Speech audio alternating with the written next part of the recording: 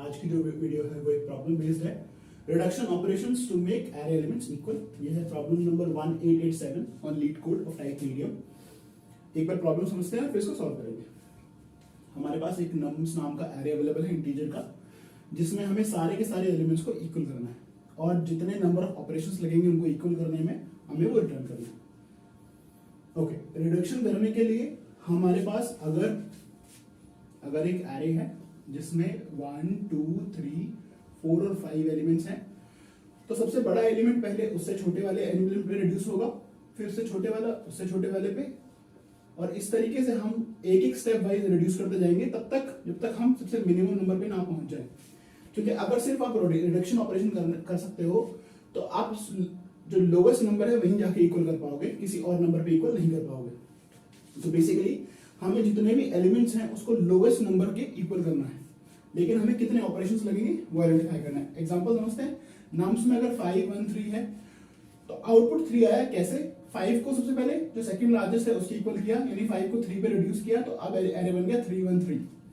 फिर 3 को 1 पे रिड्यूस किया। अब क्योंकि दो फ्रीक्वेंसी है तो पहले को रिड्यूस किया तो 1 1 1 3, दूसरे को रिड्यूस किया तो 1 1 1। यानी अगर फ्रीक्वेंसी भी है, मल्टीपल फ्रीक्वेंसी किसी नंबर की, तो भी ऑपरेशन काउंट होगा। ओके, यानी यहाँ पे पहला, दूसरा और तीसरा ऑपरेशन, इस तरीके से हमारा आउटपुट आया 3। अब हमें ये सॉल्व करना है। ये क्लियर है? तो सॉल्व करने के लिए दो अप्रोच हो सकते हैं कि आप किसी भी नंबर की फ्रीक्वेंसी भी जान लो और कितने नंबर्स हैं, मतलब इन टोटल। फॉर एग्जांपल यहाँ पे 3 नंबर है इन टोटल 1 3 5, इनकी फ्रीक्वेंसी 1 1 1। अगर आप ये जान लो तो आप 5 को 1 पे लाने के लिए कितना टाइम लगेगा, कितने ऑपरेशंस लगेंगे, वो आप जान सकते हो फ्रीक्वेंसी के बेसिस पे। अगर ये क्लियर है, एक तरीका ये हो सकता है फ्रीक्वेंसी, और दूसरा हो सकता है कि आप एरे को सॉर्ट कर दो और फिर आप बड़े को छोटे में रिड्यूस करते चलो और आप काउंट चेक करते चलो कितने ऑपरेशन लगे। मैं सॉर्टिंग वाला जो मेथड है उसको फॉलो करूंगा। तो यानी अगर मैं नम्स को पहले सॉर्ट कर दूं इंक्रीजिंग ऑर्डर में, तो एग्जांपल में अगर मैं 5 1 3 लेके चल रहा हूं तो मेरे पास, अगर मैं इसी एग्जांपल को लूं तो इसमें अब मेरे पास जो एरे आएगा वो आएगा 1 3 5। सॉर्ट करने का ये आ जाएगा, तो मेरे पास सॉर्ट करने का ये आ गया। अब अगर मैं देखूं तो मुझे सिर्फ काउंट करना है कि 5 से 3 पे आने पे मेरा एक ऑपरेशन लगा। अब 3 और 3 हो गए, 3 और 3 हो गए, यानी इस 3 से जब मैं किसी छोटे पे जाऊंगा तो जितने पीछे एलिमेंट थे वो सब रिड्यूस होंगे। तो यानी एक ऑपरेशन ये, इन दोनों को मिलाने का 2 ऑपरेशन, यानी इन टोटल 3 ऑपरेशन हो गए। यानी अगर मैं बड़े को रिड्यूस करता चलूं और उसकी फ्रीक्वेंसी साथ में पिक करता चलूं तो मेरा सॉल्व हो सकता है। अब इसका एग्जांपल लेते हैं। फॉर एग्जांपल्स मैं पहले बोलता हूं कि मेरे ऑपरेशंस हैं अभी इनिशियली 0, और मैंने कहा मेरा लार्जेस्ट नंबर है, क्योंकि मैं सॉर्ट कर चुका हूं तो जो एंड का नंबर होगा वो मेरा लार्जेस्ट होगा, क्योंकि मैं सॉर्ट कर चुका हूं। लेंथ ऑफ नम्स -1, क्योंकि 0 इंडेक्सिंग है इसलिए -1 किया। मेरे पास लार्जेस्ट नंबर आ गया, ऑपरेशन 0 है। अब मैं कह रहा हूं कि मैं हर एक काउंट को चेक करने वाला हूं। अब क्योंकि मैं एक लार्जेस्ट नंबर उठा चुका हूं तो मेरा काउंट अभी के लिए 1 है।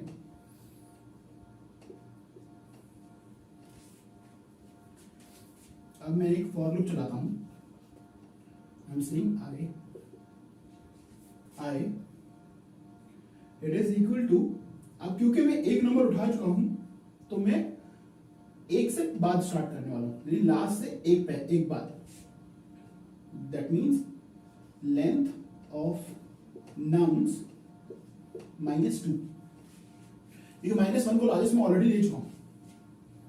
Now I is greater than equal to 0। तब तक मैं ये लूप चलाऊंगा, and I'm saying I minus, I'm reducing the number. Now there are 2 possibilities. That first is, if nums of I is not equal to the largest,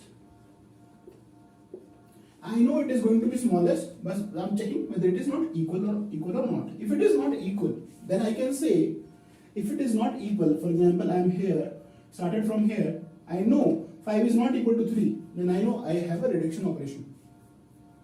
That means I can simply say, whatever my operations are will be now updated with whatever the operations I have earlier plus the count. And now my largest is updated to nums of I. And now what is my count? My count is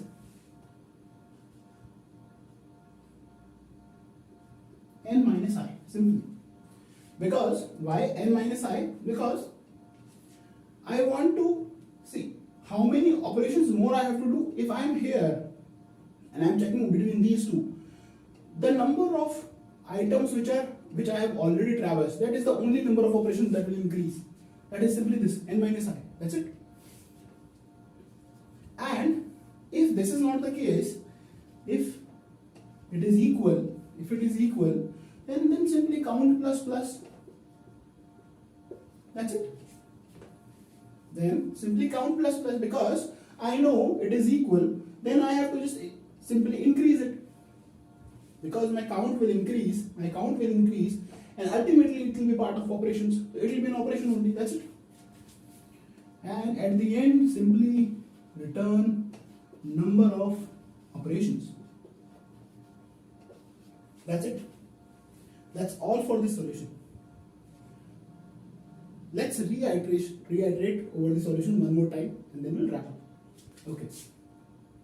Now, we got a nums, we sorted it out.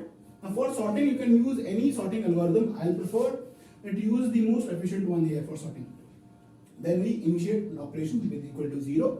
We took the largest number, and when we started the count as 1 because we have already taken one integer. Then we simply run a for loop with checking till the time we are not getting a number which is not equal to the largest. Till the time we are not updating operations. If we get one, then we are updating the number of operations that we have done and initiating the count with the number of the elements that we have iterated. And at the end, simply returning the operations. That's all for this solution.